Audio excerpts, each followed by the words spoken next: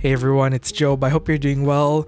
Today we have a good old-fashioned journaling video, but with a twist because we are opening the vaults and working on some travel journals, which is so interesting to say amidst a pandemic, but the 2020 lockdown has kind of changed my perspective on a lot of things, and I just feel so grateful to have had the opportunity to travel in the past, especially with limited traveling right now. And I thought this would be a great time, since I can't travel, to actually complete these travel journals from the past. I actually started this project over on Twitch, so the footage that you're seeing right now is pulled from a Twitch stream, so it's a little bit choppy and very sped up because I was chatting the whole time. But I wanted to start this project because 2018 was a different time, at least for me, especially in my creative journey, because 2017 and 2018 were years that I feel like I kind of stepped away from all things creative, and I was not at my creative peak during that time. I actually didn't post very much during this time, and you might have noticed that ever since I got back from Korea, the content has been a little bit all over the place, and I just feel like only now in 2020 and 2021 am I feeling more like myself and feeling more adventurous with journaling and genuinely very excited about journaling. It doesn't mean that in the past I didn't enjoy what I was doing, but my heart and my heart and my whole soul wasn't in it. I just felt like I was journaling, just to document, but now it really feels like a full-fledged hobby again, and something that I love and something that I really look forward to. So it doesn't really feel like a chore, which is one thing that I was getting nervous about, because I love writing about my days and about my travels and capturing memories, but sometimes it does feel like a chore, which is normal. But I really wanted to reignite that spark.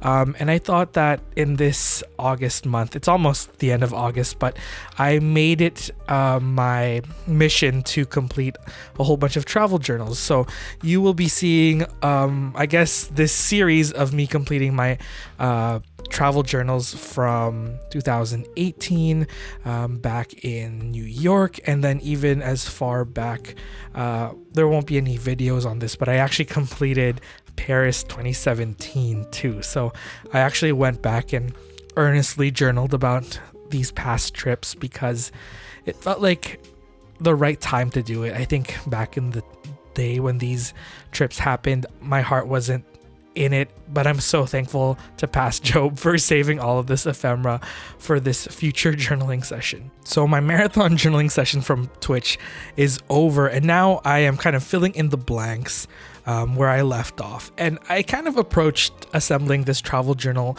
a little bit differently because I wanted to lay down the groundwork, aka the photos that I printed off, in an efficient manner, because the fun thing about journaling about a past trip is, you have all your supplies with you. You can really take your time.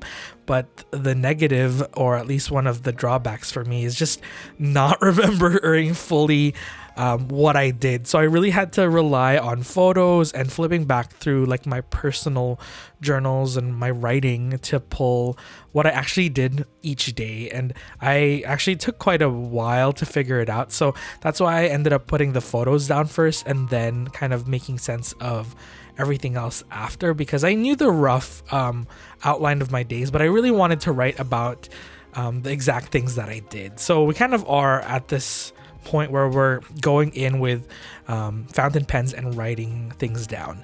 But I think one of my biggest takeaways from journaling about these past travels is actually how efficient using your tools can really be, because I have a silhouette cutting machine, which I use for the shop and for creative projects, but I never really used that for my travel journaling purposes. It's always to create stickers or something, but I never thought that I could just print out photos on there and get my cutting machine to cut out all my photos in this perfect rectangular shape each time. And it was actually such a game changer, because I ended up just dragging and dropping all my photos into the software, and then it just cut it for me, and it made it into a sticker sheet essentially. So that's one thing that I really liked.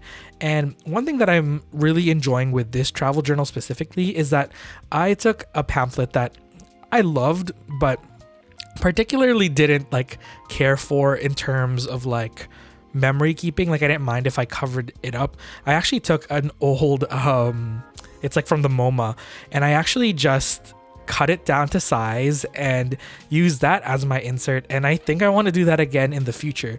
I did realize that I needed more journaling space, so I actually added some tip-ins into the existing journal so I can have more pages, and I just use a Daiso stapler to adhere or like add those pages in. And I really recommend that Daiso stapler because it kind of saves you the hassle of saddle stitch binding. I love saddle stitch binding for creating my own junk journals, and I do have a video on it, but sometimes it just is so much easier if you use a good old stapler. And I like that Daiso stapler because it swings out so you can kind of do some amateur bookbinding, which I love to do. I am now on a different spread. This was, I think, the day part one of my many spreads about my day in Dumbo because I really liked it.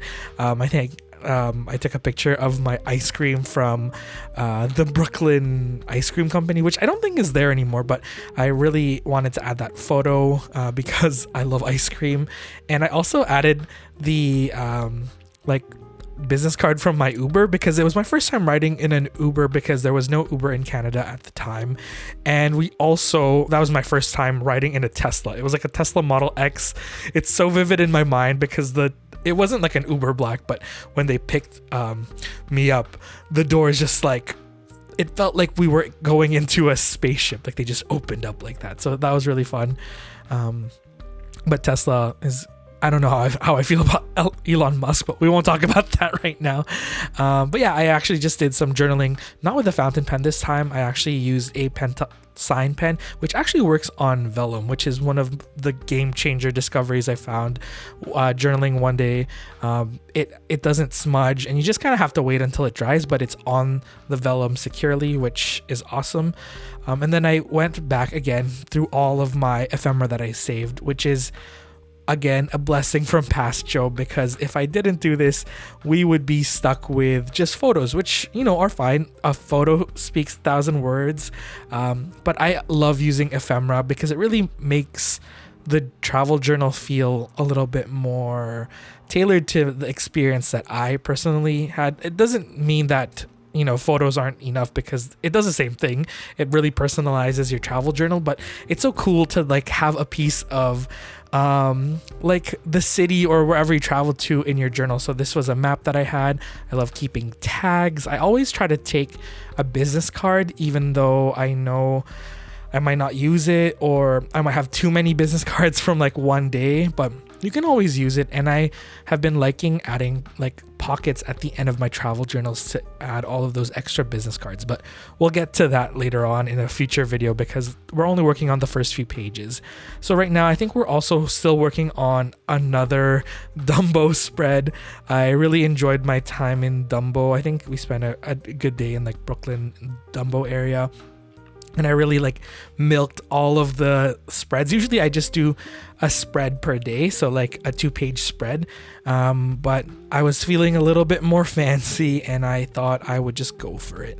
And I had a lot of fun using multiple pages to express my day. And it kind of goes with the different moods that I kind of experienced that day, or at least the different things that I saw that day, because you can play around with aesthetics in the same journal. So we're going for a little bit more of a collage journal, collage, and I don't know what to call this style. Like it's a little bit more graphic with the stamping, whereas the other ones are a little bit more colorful, or some are a little bit more monochrome. I think it still fits in the same, you know, style of travel journaling, but it's fun to play around with different aesthetics specific to the spread. But yeah, I just used some stamps, which is also a nice luxury of journaling after the fact, because I'm definitely not one of those people that would bring a stamp on like a travel or a trip. Sorry. I wouldn't really bring like a stamp and a stamp pad during my travels. I love using, you know, stamps from various places if they have them, especially in Asia and in Japan. There's a lot of like places to do some stamping in your journal and notebooks, but unfortunately, you know, not every place has that. So I just am happy that I'm able to add some stamping after the fact here. And then I fussy cut a photo out, which just means I just took the time to meticulously cut the image out of the photo that I had, or sticker, I guess, photo sticker. It was one of the bagels that I had, which I just put best bagel because every bagel that I had in I was gonna say Hong Kong, in New York was fantastic. I honestly, like, I don't know how people choose which is the best bagel spot because they were all fantastic.